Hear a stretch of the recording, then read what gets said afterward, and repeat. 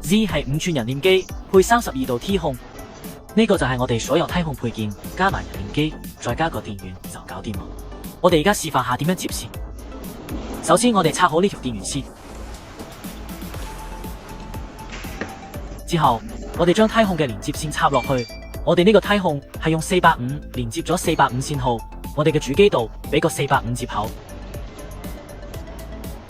之後我哋就接駁去 T 控主板雙煙灘接口，咁樣我哋嘅人臉機同 T 控就已經連接好啦。呢度就係由1到16，呢邊就係由17到32嘅繼電器輸出接口。我哋可以將相應嘅排線插落去接口度。最後我哋會見到有公共端、常開端同埋常閉端，我哋可以根據需要去睇，譬如公共端同常開端，或者公共端同常閉端接駁去電器制度，佢就得噶啦。好啦，依家我哋喺機翼上面開翻 T 控功能。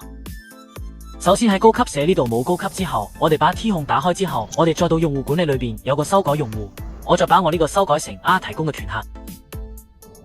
比如話我而家開7樓8樓，我而家設置好啦，退出，確定。